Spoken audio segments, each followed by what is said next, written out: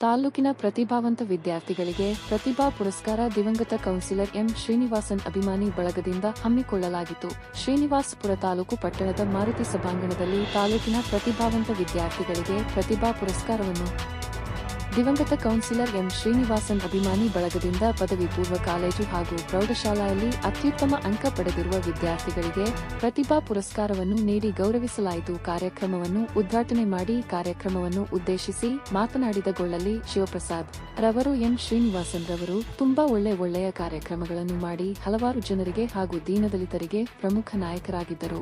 ದುರದೃಷ್ಟವಶಾತ್ ಅವರನ್ನು ಕಳೆಕೊಂಡೆವು. ಅವರದೇ ಹಾದಿಯಲ್ಲಿ ಅವರ ಧರ್ಮಪತ್ನಿ ಡಾಕ್ಟರ್ ಚಂದ್ರಕಲಾ ಮತ್ತು ಅವರ ಅಭಿಮಾನಿಗಳು ಅವರ ನೆನಪಿನಲ್ಲಿ ಪುರಸ್ಕಾರ ನೀಡುತ್ತಿರುವುದಕ್ಕೆ ಅವರಿಗೆ ಶುಭಾಶಯಗಳು ತಿಳಿಸಲು ಬಯಸುತ್ತೇನೆ ಎಂದರು. ಈ ಸಂದರ್ಭದಲ್ಲಿ ಡಾಕ್ಟರ್ ಚಂದ್ರಕಲಾ, ತಹಸೀಲ್ದಾರ್ ಸುಧೀಂದ್ರ, ಪುರಸಭೆ ಮುಖ್ಯಾಧಿಕಾರಿ ಸತ್ಯನಾರಾಯಣ, ಕ್ಷೇತ್ರ ಶಿಕ್ಷಣಾಧಿಕಾರಿ ಮುನಿಲಕ್ಷಯ್ಯ, ಬಾಲಕಿಯರ ಪದವಿ ಪೂರ್ವ ಕಾಲೇಜು ಪ್ರಾಂಶುಪಾಲರು ಪ್ರಾಣೇಶ್, ಸಾಯಿ ವಿಜಯ ಕಾಲೇಜ್ ಪ್ರಾಂಶುಪಾಲರು ರಾಮಾಂಜನೇಯ, ಮಾಜಿ ಜಿಲ್ಲಾ ಪಂಚಾಯಿತಿ ಸದಸ್ಯ ಮ್ಯಾಕಾಲ ನಾರಾಯಣಸ್ವಾಮಿ, ಪಿಎಲ್ಡಿ ಬ್ಯಾಂಕ್ ಅಧ್ಯಕ್ಷ ದಿಂಬಲ ಅಶೋಕ್, ಕೆಕೆ ಮಂಜುನಾಥ್, ಗೌನಿಪಲ್ಲಿ ಗ್ರಾಮ ಪಂಚಾಯಿತಿ ಮಾಜಿ ಅಧ್ಯಕ್ಷ ಬಕ್ಷುಸಾಬ್, ಪುರಸಭೆ ಸದಸ್ಯ ಭಾಸ್ಕರ್, ಮುಖಂಡರಾದ ಉಪ್ಪಾರಪಲ್ಲಿ ತಿಮ್ಮಯ್ಯ, ಚದ್ದಿಗಾನಹಳ್ಳಿ ಈರಪ್ಪ ಹಾಗೂ ಉಪಸ್ಥಿತರಿದ್ದರು. ಆದವರನ್ನ ಅರಿಯುವುದು ಮಹಾ ಅಪರಾಧ. ಹಾಗಾಗಿ ಆದವರನ್ನ ನೆನಪಿಸಿಕೊಳ್ತಕ್ಕಂಥದ್ದು ನನ್ನ ಧರ್ಮ. ಆ ಕಾರಣಕ್ಕಾಗಿ ನಾನು ಇವತ್ತು ಪುನರುಚ್ಚಾರ ಮಾಡ್ತಿದ್ದೇನೆ. ಬಂಧುಗಳು, ಕಟ್ಟಬೇಕಾದ್ರೆ ಸಾವಿರಾರು ಕೈಗಳು ಬೇಕಾಗುತ್ತೆ, ಕೆಡಬೇಕಾದ್ರೆ ಒಂದೇ ಕೈ ಸಾಕು. ಆದರೆ ತೀರಣ್ಣ ಕಟ್ಟುವ ಕೈಯಾಗಿ ಅನೇಕ ಚಳುವಳಿಗಳ ಜೊತೆ ಸಂಪರ್ಕ ಆಯಿತು, ಸ್ನೇಹಿತರ ಜೊತೆ ಮಾತನಾಡ್ತಾ ಇದ್ದ, ಏಳು ಬೀಳುಗಳ ಬಗ್ಗೆ ಮಾತನಾಡ್ತಾ ಇದ್ದ, ರಾಜಕೀಯಗಳ ಜೊತೆ ಮಾತನಾಡ್ತಾ ಇದ್ದ.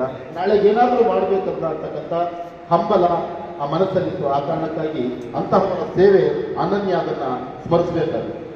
ಅವರ ಸಾವಿನಲ್ಲೂ ಕೂಡ ಅಥವಾ ಅವರ ನಿರ್ಗಮನದಲ್ಲೂ ಕೂಡ ಇಷ್ಟು ಜನ ಮಕ್ಕಳನ್ನು ಕರೆಸಿ ಅವರ ಧರ್ಮಪತ್ನಿಯಾದಂಥ ಚಂದ್ರಕ್ಕನವರು ಪ್ರತಿಭಾ ಪುರಸ್ಕಾರ ಮಾಡಿ ಓದ್ತಕ್ಕಂಥ ಮಕ್ಕಳಿಗೆ ಒಂದು ದಾರಿ ಹಾಕ್ಕೊಳ್ಬೇಕು. ನಾಳೆಗೆ ಅವರು ನಮ್ಮ ಹೆಸರಲ್ಲಿ ಅಥವಾ ತನ್ನ ಪತಿಯ ಹೆಸರಲ್ಲಿ ಅವರು ಬೆಳಕನ್ನು ನೋಡ್ಬೇಕಂತಕ್ಕಂಥ ಬಯಕೆ ಇದೆಯಲ್ಲ, ಅದು ಎಲ್ರಿಗೂ ಬರೋದಿಲ್ಲ. ಬಹುಶಃ ಆ ಥರದೊಂದು ಸಂಪ್ರದಾಯ ಪ್ರಾರಂಭ ಆಗಿದೆ. ಇದು ನಾಳೆಗೆ ಮುನ್ನಾಳೆಗೆ ಹೀಗೆ ಸಾಗಲಿ ಅಂತಕ್ಕಂಥ ಮಾತನ್ನು ನಾನು ಸ್ವಲ್ಪ ವಿನಮ್ರವಾಗಿ ತಮ್ಮ ಮುಂದೆ ಹೇಳಿ. ಬಹಳಷ್ಟು ಜನ ಸತ್ತೋಗ್ಬಿಡ್ತಾರೆ, ಬಹಳಷ್ಟು ಜನ ಏನೇನೋ ಆಗ್ತಿರ್ತಾರೆ. ಎಲ್ಲರೂ ಕೂಡ ಇಂಥದ್ದು ಕಾರ್ಯಗಳಿಗೆ ಕೈ ಹಾಕೋದಿಲ್ಲ. ಟಾಟಾ, ಬಿರ್ಲಾ, ಮಹತ್ತಲ್, ಗೋಯಂಕ, ಬಸವರಾಜ, ನಡ್ಕಲಪ್ಪ, ಕೋಟ್ಯಾಧಿಪತಿಗಳು ಇರ್ತಾರೆ ದೇಶದಲ್ಲಿ. ಎಲ್ಲರೂ ಆ ಕೆಲಸ ಮಾಡ್ತಾರೆ. ನಮ್ಮ ಸುತ್ತಮುತ್ತ ಇದ್ದಾರೆ ದೇಶದಲ್ಲಿ, ಎಲ್ಲರೂ ಆ ಕೆಲಸ ಮಾಡ್ತಿಲ್ಲ. ಕೇವಲ ಕೆಲವರು ಮಾತ್ರ ಈ ಥರದ ಕಾರ್ಯಗಳನ್ನು ಮಾಡಕ್ಕೆ ಹೋಗ್ತಾರೆ. ನಾವೆಲ್ಲರೂ ಅಂಥ ಕಾರ್ಯಗಳ ಜೊತೆ ನಿಲ್ಲಬೇಕಾಗುತ್ತೆ. ಬಹಳ ನೋವಿನ ಸಂಗತಿ, ಬಹಳ ಆತಂಕಕಾರಿ ಸಂಗತಿ. 5,000 ಕೋಟಿ ಖರ್ಚು ಮಾಡಿ ವ್ಯಯ ಮಾಡಿ ಮದುವೆ ಮಾಡಿದಂಥ ದೇಶದಲ್ಲಿ ನಾವಿದ್ದೀವಿ.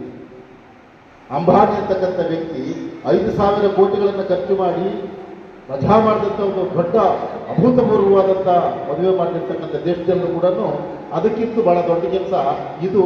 ಪ್ರತಿಭಾ ಪುರಸ್ಕಾರ ಮಾಡೋದ್ರ ಮುಖಾಂತರ ಒಂದು ಸಣ್ಣ ಪ್ರಪಂಚದಲ್ಲಿ ಒಳ್ಳೆಯ ವಿಚಾರವನ್ನು ಕೊಡ್ತೀವಿ ಅಂತಕ್ಕಂಥದ್ದು ಇದೆಯಲ್ಲ, ಇದು ನಿಜವಾದಂಥ ಕಾರ್ಯಕ್ರಮ.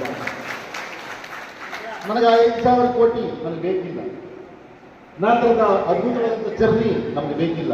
ನಮ್ಮ ಪ್ರಯಾಣ ಇದು.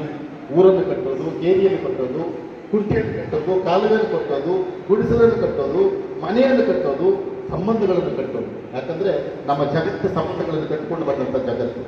ಈ ನೆಲದಲ್ಲಿ, ಕರ್ನಾಟಕದ ನೆಲದಲ್ಲಿ ಈ ಮಣ್ಣಿಗಿದ್ದಂಥ ಶಕ್ತಿ ಪ್ರಪಂಚದ ಯಾವ ಮಣ್ಣಿಗೂ ಇಲ್ಲ. ಯಾಕಂದರೆ ಜಗತ್ತಿಗಾದಷ್ಟು ಸಾಧುಗಳು, ಸಂತರು, ಶರಣರು, ದಾಸರು, ತತ್ವಪದಕಾರರು, ಸೂಫಿಗಳು ಹುಟ್ಟಿದಂಥ ನೆಲ ನಮ್ಮ ಕರ್ನಾಟಕ. ಅದಕ್ಕೇನೆ ಕರ್ನಾಟಕದಲ್ಲಿ ಧರ್ಮ ಜಾಗ ಇಲ್ಲ, ಜಾತಿಯ ಕಲಹಗಳಿಗೆ ಜಾಗ ಇಲ್ಲ ಇಲ್ಲಿ.